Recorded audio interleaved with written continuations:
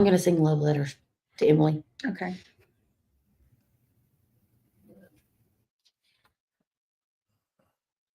Welcome, welcome. Hello.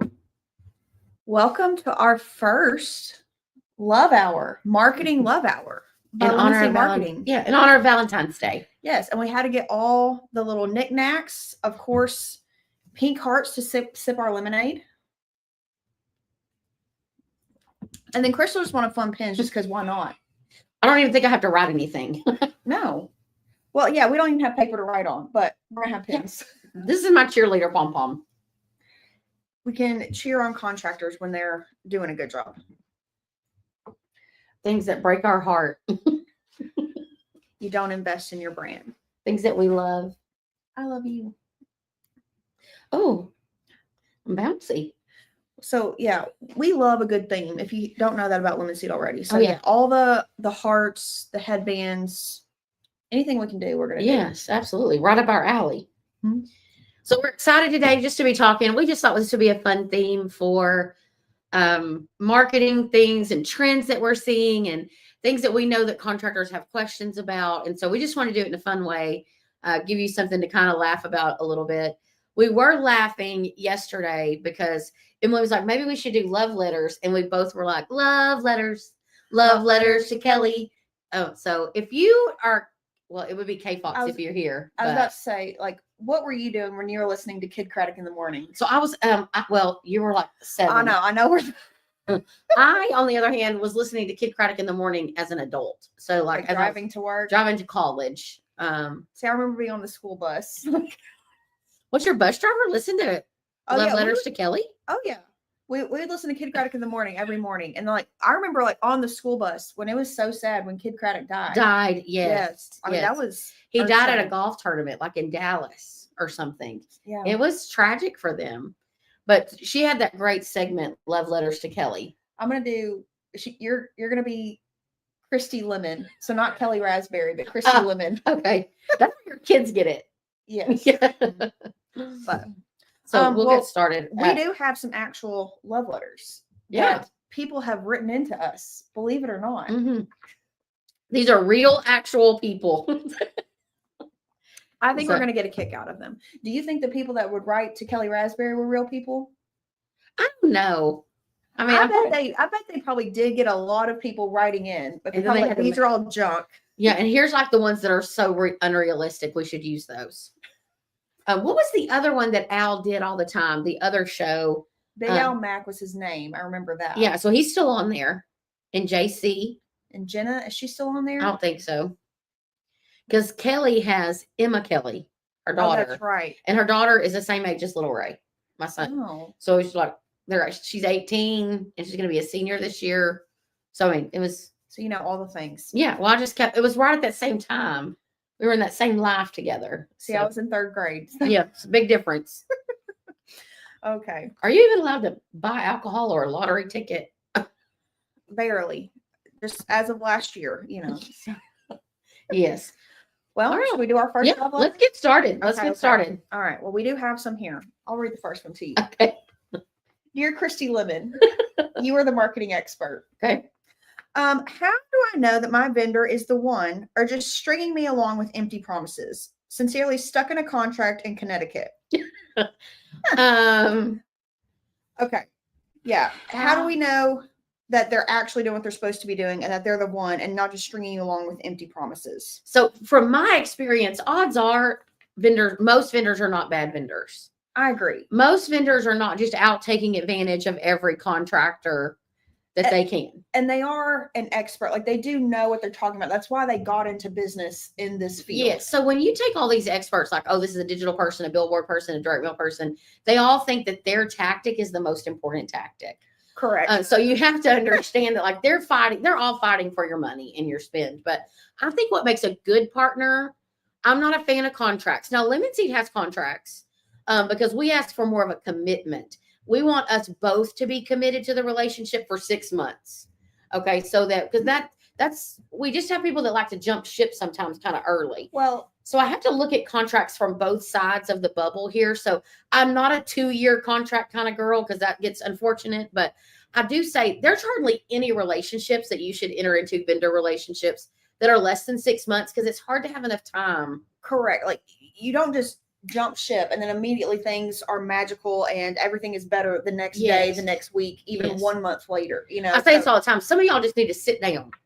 Just sit down and take your hand off the keyboard from firing off cancellation notices.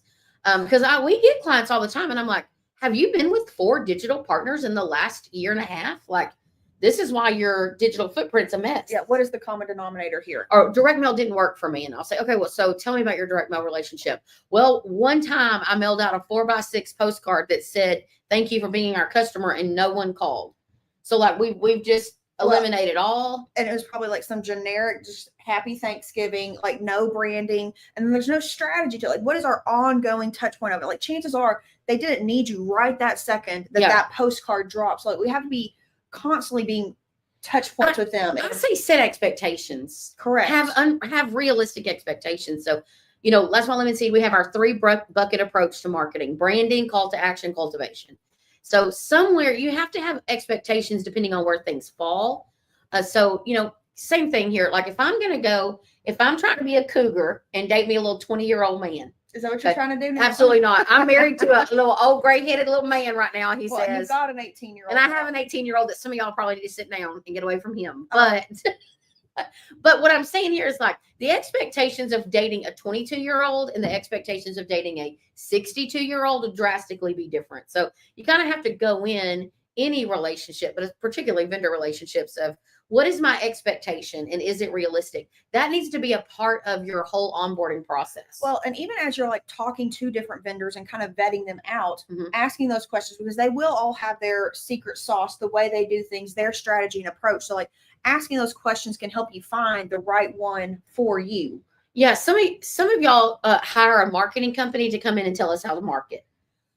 So my favorite, too many of y'all, unfortunately. My favorite thing is people like, I'm going to hire a financial coach. And I'm like, oh, okay, that's good. And like, yeah, I'm going to show them my budget and tell them to help me stay on. And I'm like, you really have to trust the process of the person that you're using. So I look at this as good news, right? So like, rah, cheering this on. I don't have to be an expert in digital strategy. So when Google has an algorithm update, I feel bad for my digital vendor, not for myself. Yeah. Okay. Like I'm investing in a digital partner that's going to help navigate those things. So I don't have to live afraid of every digital algorithm update. Well, and like, I just think of, any leadership book that you've ever read, thought-provoking class or whatever, no one is ever encouraging you to be the smartest person in the room. Yes. It's always, don't be the smart, like trust the experts, surround yourself with people that know more than you, because you will naturally rise there, but then you start to get in different rooms and stuff. So same thing, when you're hiring an expert, why did you even hire them? Because if you think you are the expert. Correct. Because you yourself need help. Otherwise, just save your money and do it yourself if you're going to do it anyway. Well, I've never met a digital vendor try to tell you how to replace a capacitor. No. Or how to put a backflow preventer in. Like that's just not their place. Everybody just needs to own their space. So I think, what was the overall question? How do I know that my vendor is the one? I think stringing me along. When the communication is good. Yeah. When communication is good and you're pivoting and you're working together. Well, and like any mutual healthy relationship, it's a 2-way street, not just a 1-way street. Yeah, and they're not hiding stuff. I mean, we've seen that too. Yeah, and then stuck in Contractville, well, don't look at it as stuck. It's an opportunity to make the most out of it for the rest of it, or gain good placement to keep going with it. Okay. Well, this is a little similar, but we'll say, okay. My digital vendor keeps making excuses for why we aren't seeing results. The season is slow. Google changed their algorithm. My competitors are spending more. Should I make up or break up with them and all the excuses? Yours truly stuck in Excuseville. Okay, so how do you trust the vendor when the vendor is telling you things? And then like when you aren't seeing performance, when do you know, okay, this is true? Like it is just the state of the market. It is the seasonality. It's the weather. Or is this a real problem and I could be having more results with someone else? Okay, so here's the true thing. So I'm going to use, these are things that I love. The truth is, the word excuses is there's truth to what they're saying there. So if there is no reason, weather is not triggering anything to to Not happen. helping So you, it's yeah. certainly not, it's not making systems break down. It's not raining where sewer systems are being backed up, or we're not having thunderstorms and lightning where we're blowing out electricity and getting power surges. So when weather is not our friend, that's not an excuse, that's a reason. And there's a difference. An excuse is it is 105 degrees and you're getting no leads, must not be hot enough. That's an excuse. But hey man, weather is so complacent right now that we need to look another direction. And so I'll give a heart to that one, a good heart to that one, because that's a legitimate reason that you have to pivot around, right? Not an excuse for low performance. Sure. And I think it doesn't even have to be I think it's a testament to why you can't have all your eggs in one basket. So if you're putting all of your eggs into this digital PPC campaign, and that's the only place you have any of your money, and you're investing every single lead to come from there, when no one is searching for that, no one can click up. There's no reason for them to. Yeah. So you have to have other tactics and things stacked up to where you can create some of your own demand. And how are you building your brand while also doing that? So when you need to break up is when there is there's no solution. So they're just telling you that something's a problem, but there's no solution. Time to break up. We were just talking about this today with my sister and her pest control company. She was like, man, nobody will provide me a solution. So if my digital vendor's constantly telling me everything that's wrong, everything that I'm not doing, and providing those solutions, it's time to break up. But understanding excuses versus reasons. So another one is spending. I hate to break this to you guys. If you're not spending enough to actually be active in your market, sometimes you could be wasting money. That's a great So point. I just encourage that. Like, you could be wasting money. And I don't know about y'all, but if you're watching, I'd love for y'all to make a comment. If you were affected by the Google algorithm that disrupted y'all's whole life with Google reviews. Or still dealing with the Google reviews. I know that was a topic on our Lady Titans conversation. They're like, my reviews are just disappearing. And then they'll come back some, but then some go back away. And so it's a nightmare. It is a nightmare. But here's what we have to do. We have to really understand that marketing is the sum of a bunch of things. Correct. So yes, it's tragic. Yes, it's annoying. Yes, it is like, oh my gosh.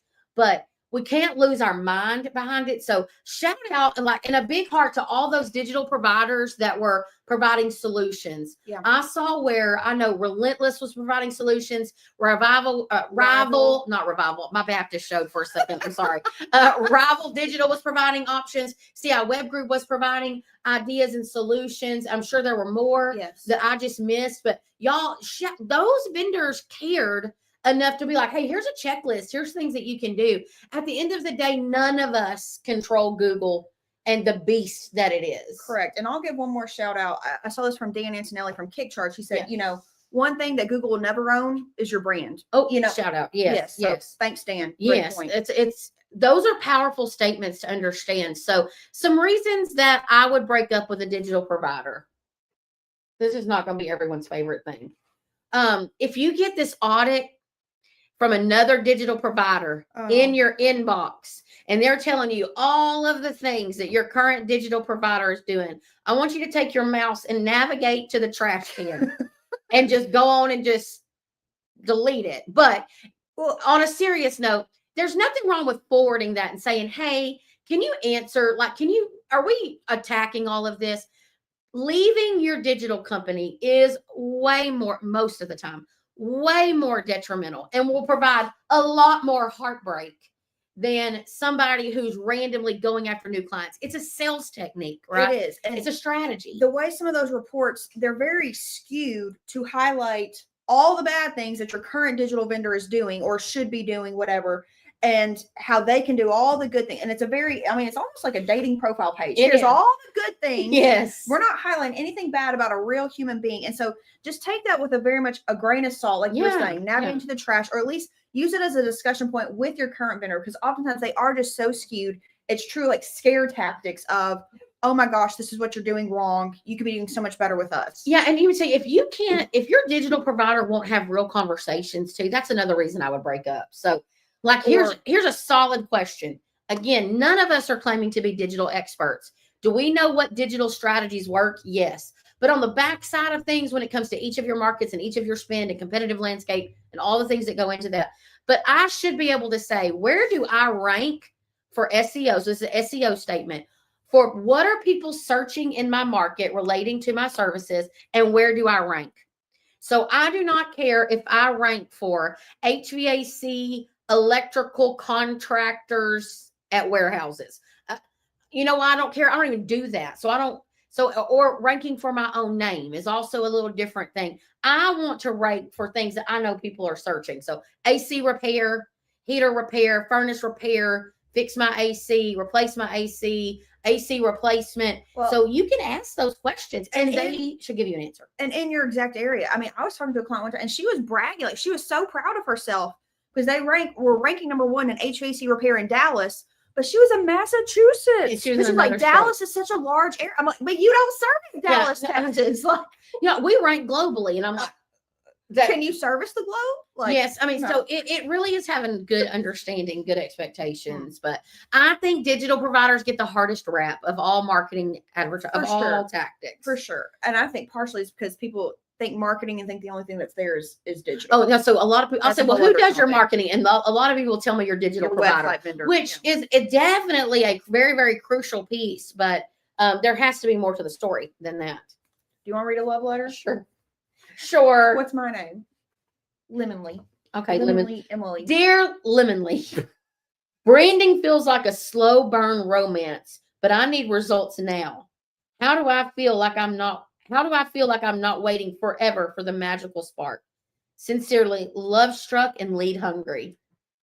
I think it's a very real problem that a lot of contractors face. Is like they want that immediacy, they want it now. Things are slow, but I think anything good comes with time. It doesn't happen overnight. And so I think you have to have realistic expectations of like what you're saying, but build a brand. It is your marathon strategy. It's when you're in it for the long haul, not just the short, quick fix. Yeah. And so I don't think you can turn to your brand for immediacy and lead generation, or you do a rebrand and next week you've made $1 million more than you did the week before, the year before, whatever. Yeah. And so I think having those right expectations, but when you invest in your brand, you will naturally start to see your organic growth. People will know you more by name. You will become more familiar. They feel like they know you just because they see you everywhere, whether you've serviced them or not. And so that will ultimately help all of your marketing tactics. And I think you'll actually be able to spend less in marketing, especially for direct leads, because they're more familiar with you already. Yeah. You just look like you were ready to chime in there. It's a marathon approach. It is. So a lot of people say, well, when can I expect some ROI? I want to rebrand, but I need to grow now. Well, the strategies have to be different. So again, it's a sum of all the things make a whole. So I use a cake analogy all the time. Like if Emily says, oh, I want a piece of cake, I don't hand her a cup of flour. Right. I have to take flour, vanilla, sugar, an egg, milk, butter, mix it all together, bake it correctly. For some time. Yes. I got to have patience and let it cook, or else I'm going to dump out a cake that isn't done all the way in the middle. And so when she asked me for a piece of cake, it's the end result of a lot of things that I did beforehand. And so that's why you have to have patience for a completed project. So branding is a marathon strategy. It is something that you're doing now, and it will slowly and hopefully professionally mature over time, and will drive your lead costs down. It'll drive your direct search up. It'll just drive trust and authority in the marketplace. But in the meantime, for those of you that need leads, you need to have a call to action lead strategy at the same time. So you can't rebrand and be like, oh, well, I wrapped 6 trucks. I mean, let the leads flow in. You just have to have a good mix. Well, and I think also we'd be remiss if we didn't say this is, your brand is not just your logo or just a truck wrap. You know, your brand is the overarching, encompassing feeling. How do people know who you are? How do they know your personality, know what you stand for versus other competitors? Go ahead. I was at a storm restoration conference, and the storm restoration conference, I was like, I didn't mean to step on everybody's toes, but of course, in true Crystal fashion. So I said, hey, so a lot of you are roofers in here and you're doing good things. I said, but most of you have a logo that has some sort of like pitch, like a roof or something. And all I saw were hands covering up logos on shirts and hats. And I was like, okay, at the end of the day, it's not that you can't have that. That is just not who you are. You're not a roof. You are, we need to be able to, how do we make people feel in the marketplace? So we're launching a brand for a client. It's very astute. I don't know what the word is. It's very strong and masculine. It is not cute. It is not warm and fuzzy. It is very strong and masculine. But at the end of the day, we're going to own that. They've been around a long time. They have this very centurion kind of vibe.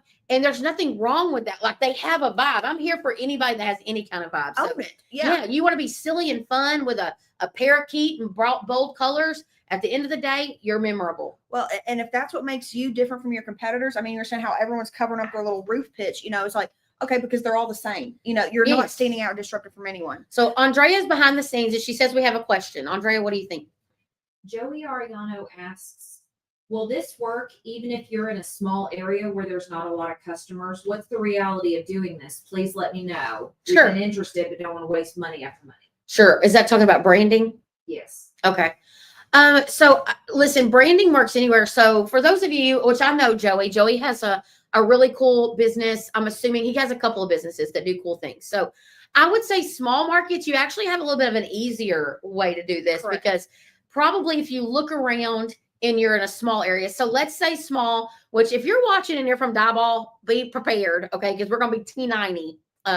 But I would say anybody less than 150,000 people is what I would consider a small market. Which is actually where we live. Yeah, small market. Yeah, so those of you that are watching from around the country, Lufkin is 35, 40,000 people.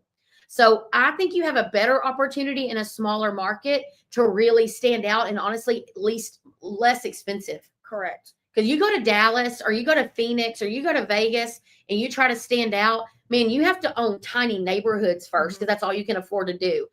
Versus if you're here in East Texas, you can push pretty hard and have a pretty good dominance in Lufkin, Nacogdoches, Livingston, or all three fairly easily. Well, and I would say when you own your own backyard, it's like start small, start wherever you're at. When you have a great brand that is very recognizable, it's very memorable, it'll actually help you if you ever do grow to expand to other services, other territories, things like that. So like you're setting that strong foundation to make it easier versus if you are moving to a larger market, then you have a much steeper hill to combat with that. So yeah, I definitely say, and you just have so much room to be disruptive, break the norm for what everyone in a small town is doing. Again, it's probably not the norm. So they're not used to this. So it'll be like, wow, where did they come from? Yes. Like, who are they, And if you're from here, you can see like, if you can tell when Emily and I have a hold of a brand here locally, because we know how to launch them and draw a lot of interest to them.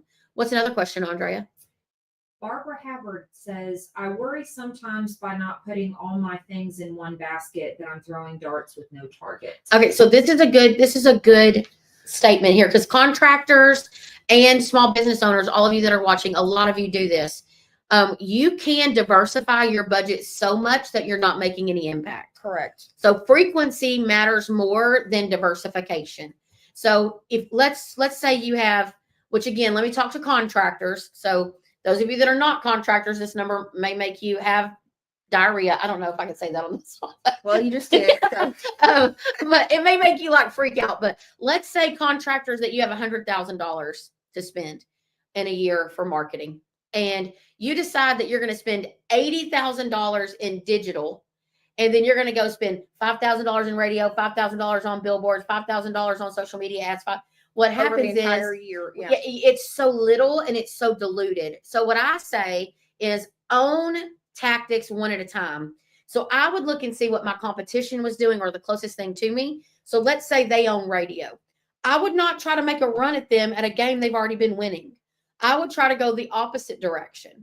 And if you really want to win, just keep people guessing. Like, I love a good billboard blitz. It's going to cost me like $8,000 or $10,000. I'm going to go run it for like 4 months. And I'm going to go buy like 6 billboards. Right. And people be like, what in the world? Where'd y'all come from? But I'm not running one billboard and one radio ad. Rotator ads from 5 a.m. to 6 a.m. in the morning on every third Sunday. Like, it's just not enough frequency or consistency. So if you take a marketing budget, no matter what it is, $1,000 to $100,000, 50% of that budget needs to be spent to what you look like online. What is your website? I don't care. Those of you are like, we don't need a website. Yes, you do. Yes, you do. You need a website. I don't care what business you're in. You have to have a decent website just for the customer experience. And then I want you to go look at it on your mobile phone and your desktop. odds are local people, that's going to be the first place that you need to place attention. Well, and like if you don't have that, I don't care how good of whatever you actually do that you actually are, whatever level of server, like I already think you're so less legitimate if you don't have these basic foundations. It makes me think you're old school. Yes. So I'm like, can I even pay with a credit card? Are you about to ask me for a check? Like, I don't have a check. But then I would say, then look and see, okay, I want to do something. So some of you could start with a yard sign campaign. Some of you could start with really investing in your social media. Some of you could start with radio. I love traditional radio. Those of you that know me know I adore radio. There's lots of cool things you can do in radio. If you're in a big market where your service area is not the same as the listening audience of a radio, you can do digital radio. Tons of cool things to do. Well, and I would just say back to Barb's thing, how do you know that you're making impact? And so whatever tactic you choose, make sure that you're doing it well. So like you were just talking about radio, and I was thinking, we started this whole conversation with love letters. Yeah. Love letters to Kelly. Like, haven't listened to that show in 20 years, but I can still sing that little jingle. It's stuck in my mind. And so if you're going to do radio, invest in how can you be memorable. Do you have a jingle? Do you have a sound? Do you have the same song that's playing? And then is that on your call holding music when people actually call in? So whatever you pick to do it very well. If you're going to do billboards, don't pick one, do a whole spread around them. If you're going to do whatever it is, make sure that you're doing it the right strategy and doing it well. Yeah. So a shout out to Barb. I have to give Barb some credit. Yes. Number one, she's so kind to Lemon Seed. But one thing I will say is Barb's a hustler. Yes, she is. And so if anything, she has the selfie studio in downtown Lufkin, and then she has the big picture events, which has helped Lemon Seed at all of our conferences, any kind of cool stuff that we do. She's there with photo booths and stuff. But the credit that I want to give her really comes down to the consistency that she has. And so we've sat down before and shared, like, I feel like nobody's watching and nobody's doing it. But she continues to get up every day and post and keep up with trends and tag people and celebrate other people. And so a lot of businesses just miss that simple relationship building piece with their own audience. Well, and it can be discouraging when you don't see it actually relate to likes and comments and impressions, but like they are seeing it. Okay. Mm-hmm. It is there. And Barb also does a great job, I think, of the networking side and promoting other small businesses and making partnerships and relationships. And like, those are those things. It's like, that's not a marketing dollar spend, an ad spend to go build this relationship or share that other person's post, but it is playing into your brand and building that foundation for it. Yeah, absolutely. So good job, Barb. Shout out. Any other questions, Andrea? I'm going to read you another question. Okay. Limily. Letters. Love letters to Limily. Okay. Be honest. Is there any Am I treating branding like a weekend fling when it should be my ride or die? Warmest regards, ghosting my brand from Georgia. Okay. I'm going to say, I wonder who wrote these. I'm going to say, if you're asking that question, then you probably know the answer is you're 1,000%. treating it like a side chick. Okay. 1,000%. Like, you know what you should be doing. Okay. You know, you should not be, you need to be giving your brand full attention. Okay. You don't need to be off of the little weekend flings. So some of y'all hired your cousin, okay, who knew how to work in Canva, and they made you a logo. Okay. Now listen, we've seen some great things. I'm like, they did this in Canva and I'm pretty impressed with it. Okay. Me, not Emily. Not yet. Emily, like, because true design work to me is a trained skill. Okay. But at the end of the day, I've seen some good ones, but I really want to say this. I want to go back to what Emily said earlier. Your logo is not your brand. Mm-hmm. So let me tell you, some of you have a smart mouth, and you also like to get on social media and rile people up. And so what that is negatively impacting your brand way more than your terrible logo. Okay. Yeah. So you can have a terrible logo, but be working really, really hard and doing good things and see success. Again, y'all, I cannot enforce this enough. It's the combination of all the things. So understanding who your brand is and what you are. So am I treating branding like a weekend fling? Meaning, like, am I just kind of throwing some stuff at it every once in a while to keep it happy? But I like more of the flashy things. Yes, everyone's talking shiny about. object syndrome passes by you. And you do that. So branding has to be a core piece of who you are.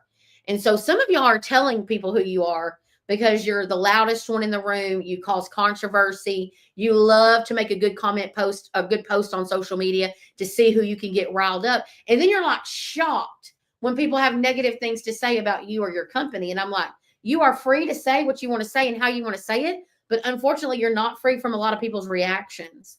And so that's just my 2 cents on Well, it. and Like, I would add to that, like you said it about me and my company, key part in your company too. So like, are you the only one that knows your core values, that knows what you Yes. represent? Are you the only one that's, you know, trying to be visible and out in the community and making your company known? It should be your team too. Like Mhm. they are your brand. Like, do they know what our company stands for? What makes us different? Our values, how we're going to treat customers. Are they living that out as well too? yeah. Because it's everyone can see a phony a Yeah. mile away. So if you're preaching, we are the kindest, we treat you like family, da da da, but then like your technician actually shows up and is pissed off that he's even there. Smoking a cigarette. Yeah, like stubbed it out on the front porch, you know, like they've got to be part of your brand too, and embracing that and living out what your values are. And so yeah, you have to give all that intentionality there, not just investing in a little logo, not just looking like, okay, I'm going to do this, I'm going to rewrap a truck, and I'm going to see all these things. It's that long-term game.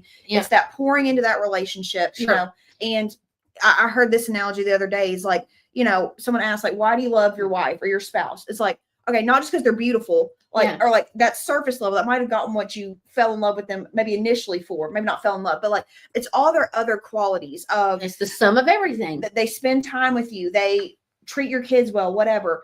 You've got to have all those things playing into your brand beyond just the surface level of looks. Yeah. Well, I'm trying to think about how I want to say it. So we have people all the time that'll tell us like, hey, I want my brand to have, I'm just going to make up something, but like, you know, I want to look very like chill and laid back. And I'm like, sir, we've been on this call 30 minutes and you are aggressive and talking to me like this and you're fired up. No one is thinking that we are raking a garden, a sand garden, while we do business with you. We feel like we all took a monster and a couple of bumps this morning. Like, oh my gosh. That's what we feel like. Get a shutdown. Not so much like we're all chill. So your brand, what looks good. So listen, Emily laughs at me about this. Like I'm easily distracted. I'm like, oh my gosh, this brand is so cute. And Ryan Shute from Wizard of Ads, he said this to me at our conference. He said, have you ever seen like this beautifully designed cover of a book? And you're like, dang, this book looks so good. And then you open it and all the pages are blank. He said that's what a lot of people's, when they have really good brand, but nothing to support the brand, like there's no guts to it. He said it's like a really pretty designed book with empty pages. They have a good look and no substance to it. And so we try, like, let me see, one of the things we really try to do there is give you the combination of all those things. Like we're going to make it look good. We're going to tell the story. We're going to tell you how to launch it because we understand the importance of longevity. I know we did it with Spot On. Mm-hmm. We've done it with M&M Roofing. We've done it with several companies that just were like, hey, we know what we need to do, but we trust y'all to do it. And that's when the magic can happen. oh, That's 100%. when lemonade can happen. Yeah. I guess it's my turn. Okay. All right. I'm nervous. Oh, I get to ask you. Yes. Yeah.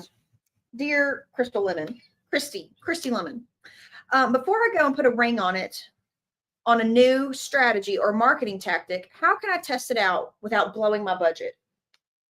Sounds like some commitment issues here. Before I put a ring on it to a new marketing tactic, how can I test it out without blowing my budget? Yeah. Sincerely, a swipe right skeptic. Yeah. Okay. So here's what happens. People will be like, well, I really want to use Lemon Seed, but like, what's my expected ROI? That's a reasonable question. But you know what I want to say? Well, what is my expectations of how committed you're going to be? Correct. Because we can drive leads. Yes. I said this at the show. I was just at AHR in another state. Thank you, Orlando. And I said, it really, marketing strategy is like sitting down at a game of chess and never getting up. Because you're always moving pieces. You're always strategizing. And even if you hit a checkmate, there's another person sitting down ready to play. So you got to keep going. So that's a great point. Yeah. I mean, you know, I love a good analogy. So I don't know that you can try things out because at least with that mentality, what you have to know, the sooner you grasp this, the better you're going to be. The less heartburn you'll have every night. Because part of me wants to send every new customer a bottle of Tums as their welcome gift, because it's going to be, you're going to have this like, man, we're feeling it. We're not feeling it. We love it. We hate it, because that's what marketing is. It's tumultuous. So I would tell you that you can try everything out. Technically, that's what marketing is. We're just testing everything out, and things that work, we keep going and we juice it up. We add more money. Things that aren't working, we start digging in. Is it our fault? Is it the marketing tactics fault? Why is it not working? And if eventually it's still not working, we pivot away from it. That's why you're constantly moving pawns here, because everything you're doing in strategy is a test. And then when you find things that work, they're not going to work forever. Right. You still have to pivot. I mean, McWilliams been in the market for a long time. Things that were killing it for us in 2016 are not what's killing it for us in 2025. Clients that have been with us 5 years, you can go look, their strategy has drastically changed from being heavy digital to being heavy mass media to being heavy branding to heavy call to action. It just so many variables. So every time, every strategy is a test. Well, but you do have to be willing to commit at least to some level. And so having that conversation with a vendor or whoever's doing this for you is like, okay, how long do I need to at least try this out for? Because it can't be just 1 week or 1 day. Yeah. What time frame should I start to see some type of expectation? And then like, what spend should I commit to doing this? Like, Well, I can't throw $5 at somebody. Didn't generate $1 million. I'm like, well, Crystal, I'm spending a lot of money on marketing, like $500 a month.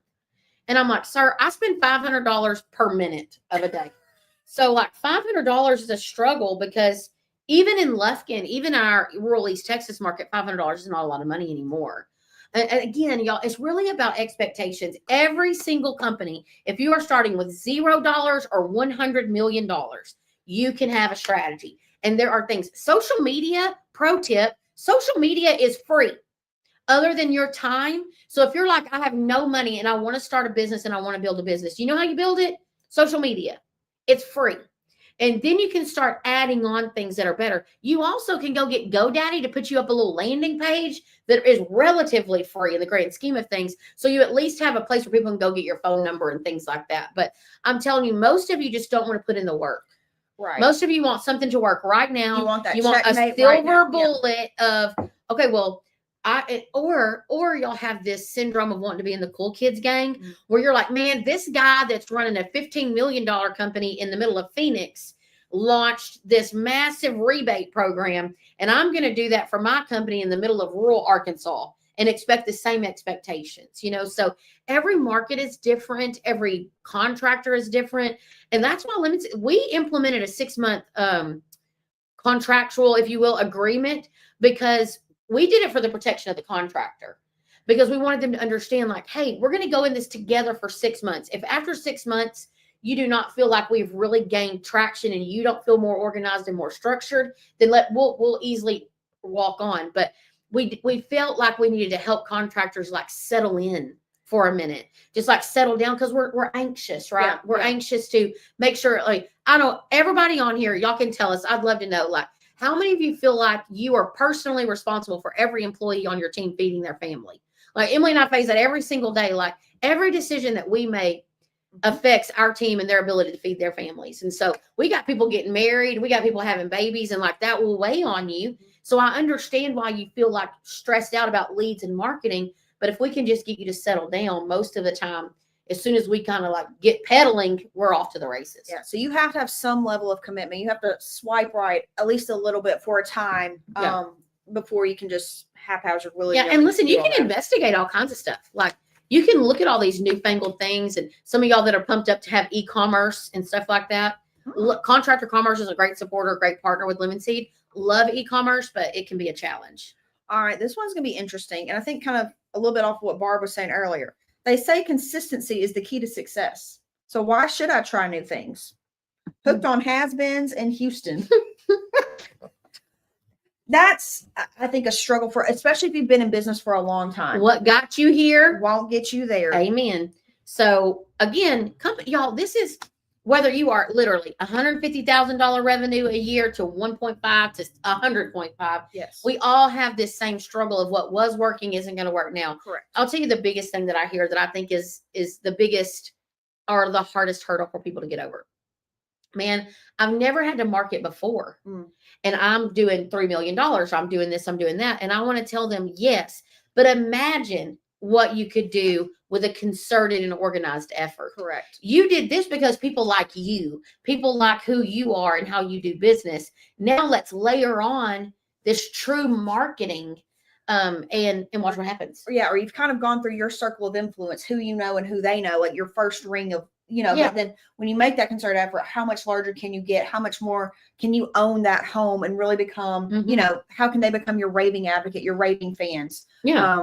So yeah, what got you here won't get you there. I think, yes, consistency is key, but you do have to be willing to be nimble and pivot because, even if you do hit that checkmate, someone else is coming down to sit Yeah, down. yeah. you know, Here's so- another. Here's a Google algorithm. Yeah. It's gonna sit down and smile at you like, here I am. I heard you were looking for me. Like, here No, I am. no, we weren't. No, we Yes, weren't. Yes, yes. Yeah. But that's a good one. Okay. Oh, Lord. Limily. What's the marketing version of "it's not you, it's me"? How do I know if the problem is my strategy or the team that I have running it? Help me. Red flags in revenue droughts from Reno. Okay. We We talked had about entirely too much fun naming these people. Red flags in revenue droughts from Reno. So, what's the marketing version of "it's not you, it's me"? And how do I know if the problem is my strategy, like what I'm buying, or is it the people on my team not helping me do it right? well, I mean, it's probably a little combination of both. I mean, and If it's your marketing company, it's never our fault. okay, well, there's that. No, but I mean, I think especially when you're looking for red flags, I think, and a lot of times people don't want to admit this, but like sometimes you are the red flag yourself. You know, like if you have changed the digital vendors, 6 times in the past 5 years, if you've you're not willing to commit and try anything for longer than 2 months, you're not willing to give anything any bit of traction, then like it's not me, it's you. It is you. Okay, it's not them, it is you. And so that's where I think you have to have a little bit of self-awareness. Like, have I sat still? Have I trusted the experts? Have I showed up to my vendor calls? Have I had this ongoing relationship with them? Have I asked them these questions? Yeah. That's where I would really start to think. And then like, do your employees have the buy-in? Like, are they, hey, have you told them, hey, I'm going to do this digital campaign. I'm going to do this direct mail campaign. So it's going to have this specific tracking phone number. We have invested a lot of money into this. Like, we must book every single call that comes in from this. I'm gonna tell y'all one thing that all of us fail to do. All of us, Emily and I failed to do it before in the past too. Teaching your team why you are doing what you're doing. So if people don't understand, so remember, you own your company, most of you, or at least are in leadership positions. Okay. So you're responsible for the whole backside of a company. Your team members, remember, they wake up and get dressed every day to come work for you. They go work for you. So they, in their mind, they live the life of, I just want to do a good job at my job. So they don't really understand the impact that answering the phone, being kind to customers. They know that they should do those things, but they don't know why they should do those things. And also like you'll see in the home service world, a lot of times we're doing a cheap little tune-up. Like, hey, we're just trying to get in the door. And so a lot of times they might think it's successful. Like, hey, we booked the call. We had the technician show up. We did the $79 tune-up. Done. Well, no, that whole reason was designed. Like, how can we get in the home to build that relationship, to maybe identify a problem? How can we have an opportunity to sell them to a preventative maintenance program? How can we maybe sell them to a new system? How can we add an IAQ piece? Like, all of y'all should be doing offers that are meant to be a low barrier of entry so that new people will try you, no matter what service you're in, but specifically home service people. You should be thinking of ways that are very non-threatening, that are ways that don't cost you a lot of money. So to Emily's point, if you're running a $79 tune-up, I can tell you right now, it is costing you more than $79 for the tires on that truck to roll down the street. It costs money, right? Wear and tear. You got all these things. So your employees do not understand the real cost of doing business. They just don't. But teaching them why. So, hey, we're running this offer. Make sure when you go in the home, you are providing lots of options. It is not to trick people. It's not bait and switch. If you go out there and literally all they needed was a tune-up, then those are just the outliers. But odds are, do you think that people are sitting at home sipping their lemonade on a beautiful day, like, you know what I should do today? Get my AC tuned up. I think I'll do it when nothing's wrong. Odds are, what is it? Something. It makes a loud noise when it comes on. It flickers my lights. My electric bill's been high. My son's room. Something weird. Yeah, my son's room is hot. There's something. So then your team needs to know, I need to go in and provide options. And if anything, they are now in your database to start receiving that. So let's talk about non-service people for a minute, because I know there's a few of y'all on here. Sometimes when you're slow and busy season, so everybody has that time of the year, in your slower season, you have to give more to get more. So you might be doing whatever, photo booth rentals at a deeper discount than you really want to do, but you're just trying to get in and build relationships for later on. And also, like, I don't know about you guys, but like sitting around and looking at employees doing nothing is not feel good. I would rather donate. So figure out a time that you can go volunteer as a team during your slow season and things like that. Again, just to get your name out there. You're a t-shirt company. Have you donated t-shirts to the people at the Boys and Girls Club? You know what? We donated 20 new shirts. What's that going to cost you? $200 or $300 maybe. But yet you get all the publicity of it. So you just have to think outside the box sometimes on those. Well, and then just if you're doing those efforts, how can you just take it a little bit to the next level of how can I write a press release? How can I have my social media strategy? What is going to be my email follow-up with? Like basically all of those things that I just named off are free or relatively very inexpensive, but it helps maximize that $200, $300 investment of the free t-shirts or whatever it is that you just donated. How can you help give it more legs and give it more traction and make it easier for the people that are there at the Boys and Girls Club to then reciprocate beyond just wearing the t-shirts? Hey, we're getting ready to launch a basketball league. You know, remember so-and-so donated all these t-shirts to us, or there's just power in those things. And, you know, don't feel so defeated as much as you need to feel like you're moving forward. Yes, empowered, and know that it's going to come in the long game, not probably tomorrow, but having that diligence to stick it out. So yeah. Well, we've got one more question here in our love letter, but feel free to ask us some questions down here below. Andrea will let us know if there's some more questions. Okay. Oh gosh. Before I say I do, what commitment level questions should I ask to make sure I'm not signing up for a disaster? Prenup pending in Portland. Okay. So before you get into a contract, how do you ask the right questions before you say I do? So Lemon Seed is in the same boat that y'all are in. We have to market Lemon Seed, right? So we meet, Emily, love tearing down the love. Love down. We have to do the same things that you have to do. So we do a lot of our own marketing, of course, but we also know sometimes we need outside sources to support our ideas because we live in Lemon Seed life, right? Like we live here. And so sometimes it's nice to have an outside person. So when I sit down with a vendor and we're talking about, let's say a website, right? I'm going to ask the same questions that everyone else asks. So you should be asking, what is their expectation of our involvement? Correct. So how often do you want to meet with me and Emily? Because I got to figure out how to fit this into my schedule, right? Or here's all of our graphic files. Are y'all going to use, do y'all need anything more than these files? What contractual agreements are we in? So how do I get out of this? How do I get into it? So is there a large upfront fees? Like how does all of that work? Another question I would ask is, what is an expected return on my investment, ROI? Meaning, and I want to be clear, I always say this, I understand that not every vendor relationship is immediate. The performance is not immediate. But what I do like to understand is, what have you seen with other clients that their return on investment be? How long should I work with you before I start seeing some churn on it?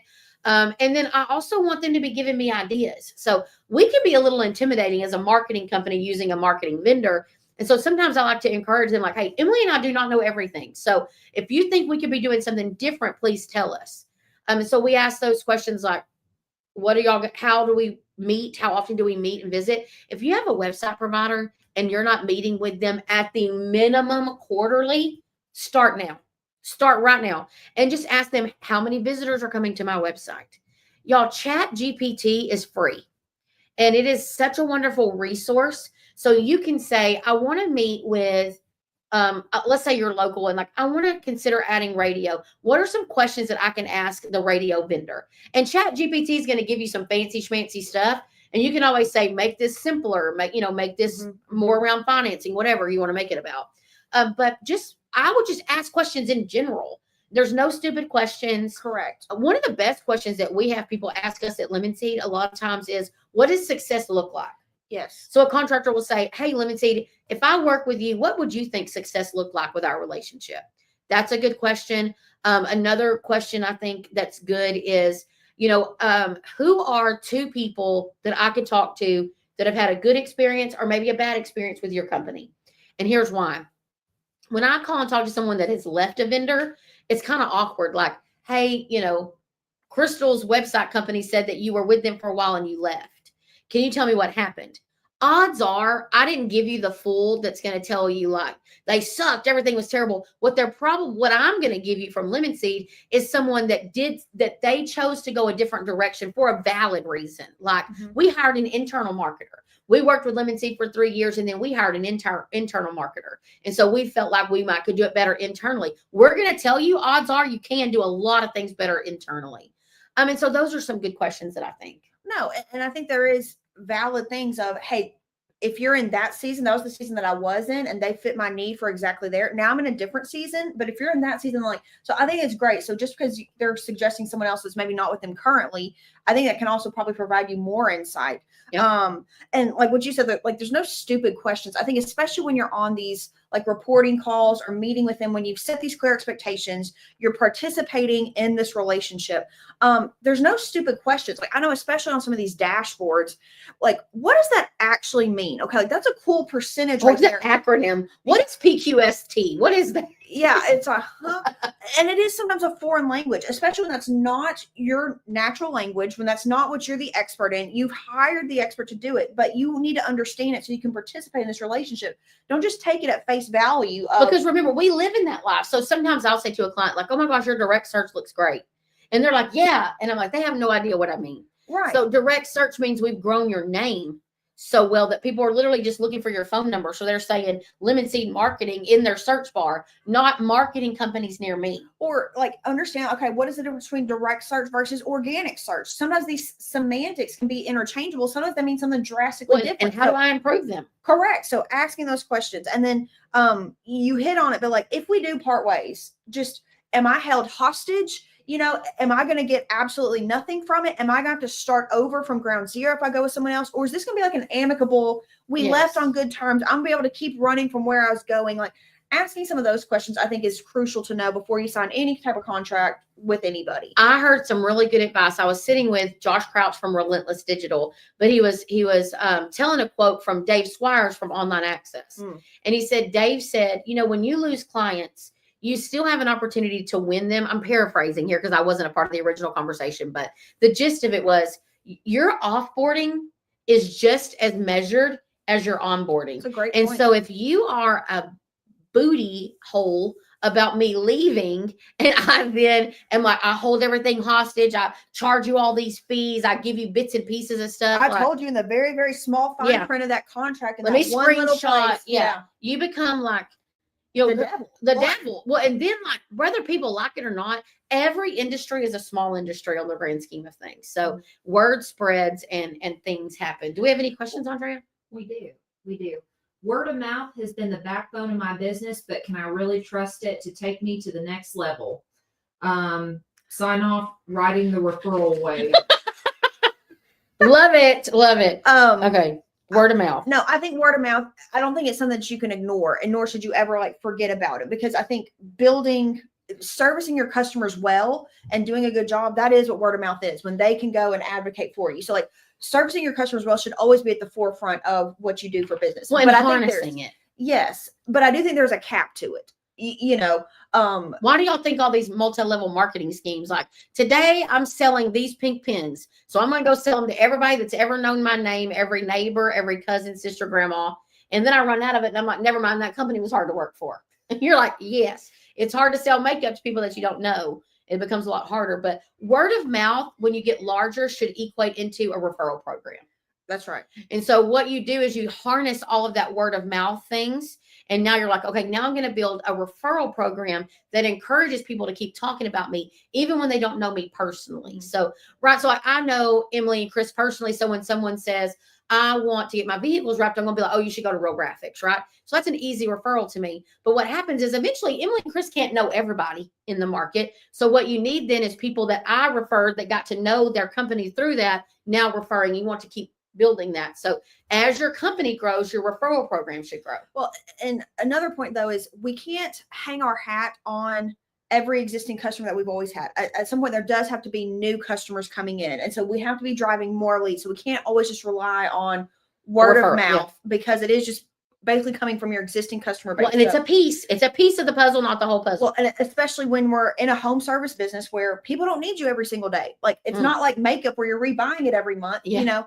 And so there does have to be a very intentional strategy of how am I getting new leads? How am I adding new people into my existing customer database so that I have more to cultivate and go through, because there's a cap to it.